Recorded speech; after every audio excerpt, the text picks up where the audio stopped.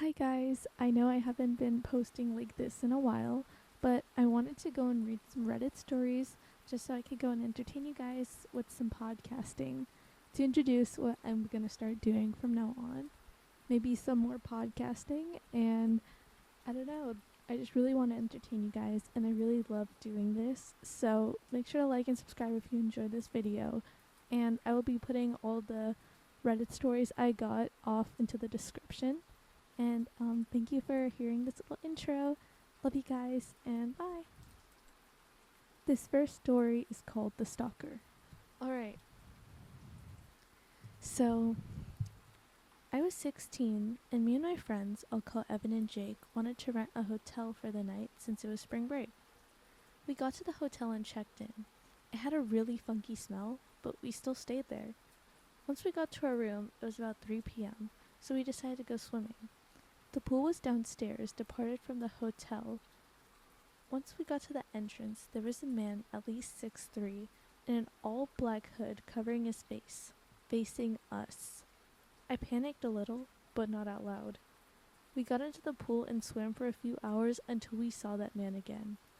All black, sitting on a chair by the pool. I cleared my throat. Can I help you, sir? I asked. No response. I still feel a little paranoid. I put my face in the water, and at the bottom of the pool was another figure that was all black. I screamed like a little girl and ran for the door. I looked back and saw nothing.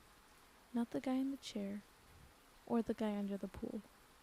My friends thought I was just seeing things, but I saw what I saw as clear as water.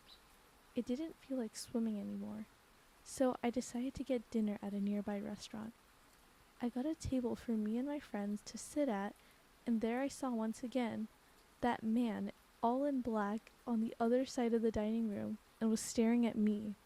I have had enough. I went over there and lost track of him. I saw a shadow figure at the end of my bed. I calmed myself down and I told myself that it was my hat that I had put there before I went to bed.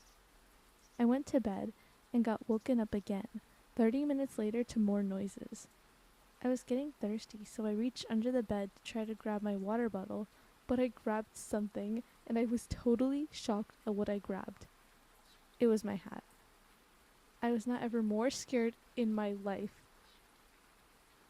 I couldn't help but to scream at the top of my lungs when I heard a voice next to my ear say, "You're a B-word." I jumped out of bed and realized it was two men in black right there. I tried to fight them, but it was no use. Once they grabbed me and dragged me out of the room, I tried to scream, but that guy was covering my mouth. Oh, I passed out and woke up in a stretcher. It turned out those guys knifed me while I passed out, and someone caught them, and the doctor said no one could catch the guys who got me. To this day, I always had a nightlight, so I'm not scared. Oh my goodness. Can I just say, your friends are absolute, like, horrible friends. I think anyone's friends would have just said bye. Like, we're not gonna stay here. Like, if you feel uncomfortable, let's not stay here. But your friends decided to stick it out till the end. This was made by nerdxcorexneal, and the story is titled "If You Love Me." I love my wife above all else. I have loved her since the moment I first laid eyes on her. I would do anything for her, and this never changed after all these years. We first met in college. We were both theater majors, and it was day one of acting class that our eyes met for the first time. She had chocolate brown eyes that were complemented by her dark brown curls. We stared at each other constantly that first day. When we were partnered together, we knew it was fate. "My name's Margaret," she said as soon as I walked up to her after class. I took her by the hand and kissed it.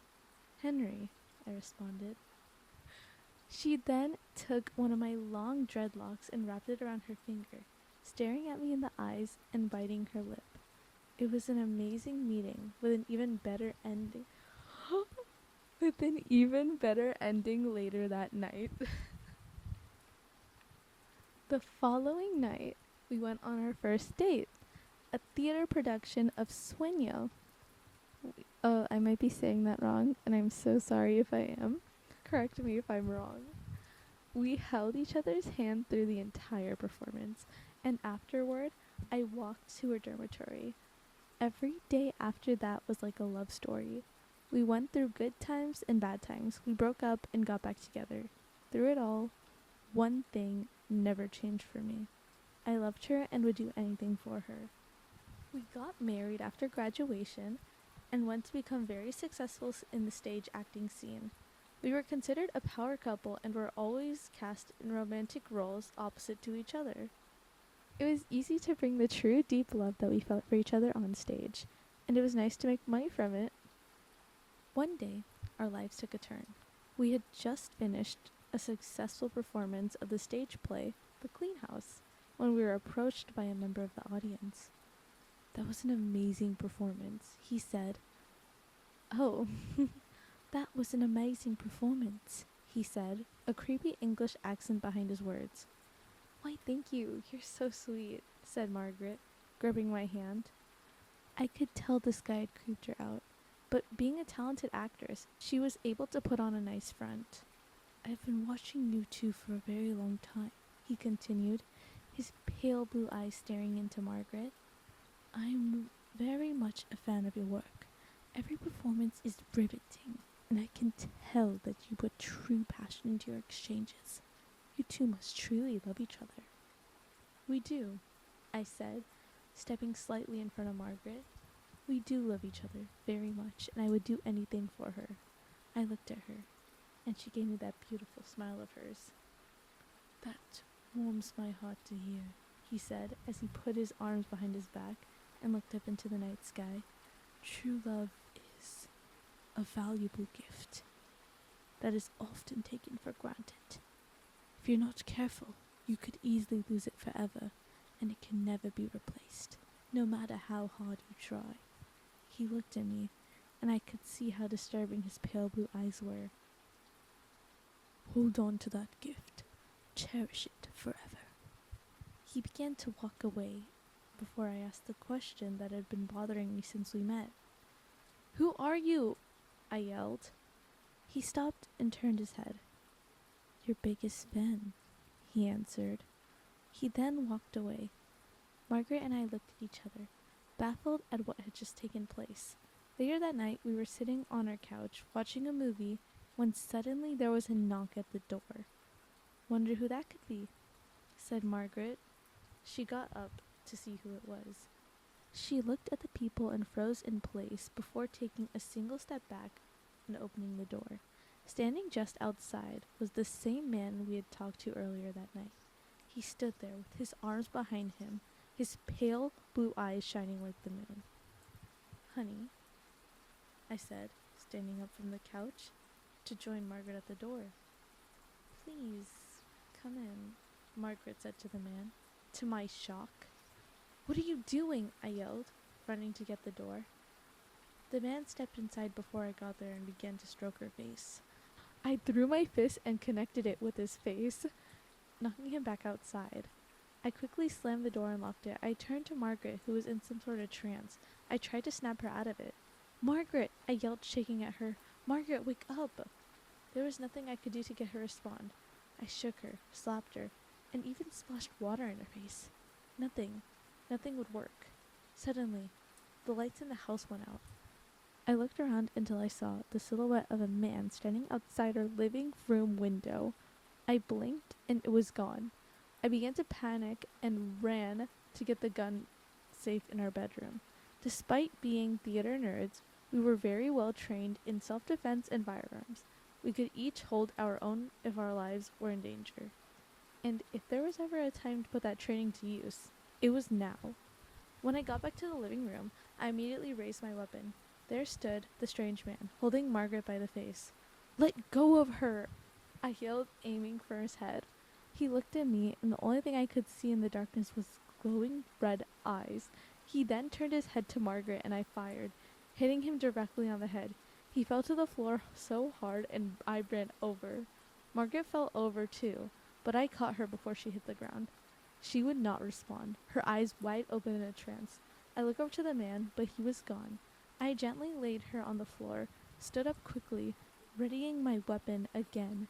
Suddenly, I felt a strong, tight grip on the back of my neck, and then was thrown across the room, hitting the wall. I groaned in pain as I grabbed my gun and slowly stood to my feet, shaking as I raised my weapon again. He had a hold of Margaret, but this time he pulled her head close to his. I felt my heart race as my blood boils as he put. No! I felt my heart race and my blood boil as he put her lips to his glowing red eyes staring at me. The audacity! Oh my goodness, what? No! I screamed as I ran towards them. He then pushed her to the side, opening his arms to me, as if inviting me to fire on him again. I obliged and fired 5 rounds into him. All he did was allow them to connect as he laughed. I ran up to him and he grabbed me by the face. He grabbed me by the I ran up to him, but he grabbed me by the throat before I could do anything. He pulled me close to his face, and I could see every horrifying feature. Not only did he have demon-like eyes, but his face was covered in disgusting, pulsating veins. In his mouth were 2 sharp fangs and a slimy tongue, which rubbed against my face, as if tasting me before taking his first bite. My gun to the arm and had a hold of me and fired twice. He growled in pain as he released me, and I connected the butt of my gun to his face repeatedly. He fell to the floor as I mounted him, smashing his face more and more, harder and faster. I could feel the blood gush and spray all over as the bones in his skull crack and collapse. By the time I was done, there was nothing but smashed bone, brains, and blood. I panted as I stood back up and limped over to Margaret, who was now fully unconscious. I shook her and she finally opened her eyes, looking into mine with fear and confusion. "Margaret," I said, feeling relieved that she was right. I held her close and we lay there until I looked over to where the body of the stranger should have been. He was gone, and panic arose. Once again, we both stood up quickly. I turned to the face of Margaret and screamed when I saw him standing behind her, still in the process of regenerating his face. Before I had a chance to react, he sunk his fangs deep into Margaret's neck. She screamed with pain as I screamed in rage, hitting the monster in the skull once again with my gun. I felt bone crack as he released her. Again, I mounted him and went to work, growling exhausted the longer it went. I knew this wouldn't last, as he would suddenly regenerate again. It soon became obvious exactly what I was dealing with. He had Margaret into a trance merely by looking at her, even looking through a peephole. It wasn't until she invited him inside that he actually got in. He had glowing red eyes and fangs, and he bit Margaret in the neck. "He's a dang vampire," I thought to myself. While he was down, I ran to the kitchen and grabbed an old wooden broom. I broke it in half and ran back to the body, where I rammed it as hard as I could directly into his heart. The body began to convulse and flail its arms and legs all over. Suddenly, it stopped and went completely limp, before melting away into a deep red blood and disgusting fluids. After I catched my breath, I slowly turned my attention to Margaret. She sat there in darkness, legs folded and upper torso full erect. "Honey?" I said, nervously approaching her. In the darkness, I could only see her silhouette, until her eyes began to slowly grow red. There was only one thing I could do. I love my wife. I would do anything for her, even if that meant chaining her up in the basement, feeding her a pint of my own blood every day, while I figured out what to do about her. When the hunger would hit her, she became like a wild animal that cannot be communicated with. So I fed her my blood, and she became herself again. She understood the situation and never held it against me. It wasn't easy, but it was all we could do. Unfortunately, a pint only went so far, until soon it wasn't enough. so I gave more and more until the point that I was endangering myself with so much blood loss. It was then I decided to feed her full meals. It would start with, and then cats and dogs. Soon I made the hard decision to invite homeless people into our home, knock them out, and give them to her. This went for far too long, and it really started to affect us. She felt like a monster, and I did as well. I loved my wife, and I would do anything for her. Which brings me to now. I'm sitting here writing this, shaking. There is literal blood on my hands as I try to compose myself. She asked me to do one last thing for her. I refused at first because I love her too much. If you love me, she began looking me deep in my eyes. Her now pale blues not blinking. You will do this. Tears fell from both of our eyes as I pulled her in close. I love you, Margaret, I whispered. I love you, Henry, she responded. I could hear the squish as I drove a wooden stake into her heart. I trembled as I listened to her whimpers, gasps, and eventual silence. I broke down as her body began to melt away into liquid.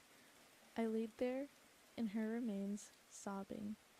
I sit here now with nothing left but the warning about the creatures of fiction, that they are very much a reality. I write my confession of the crimes I have committed out of love. I say goodbye to any friends or loved ones that may be reading this. I loved her, and I did everything for her. Author's note. I haven't used this account in years, so sorry if you asked for permission to narrate the story and chosen not to because I didn't respond. That being said, the story is free for anyone to use, which is why I posted it. In this subreddit specifically, just make sure to credit me. Since I'm making an update, you can credit me under my most recent pen name, Lecter Black. Thanks, guys, and I'm glad you enjoyed the story. Also, I did some grammar revising. Can't believe how badly it was. Holy shrimp, lol.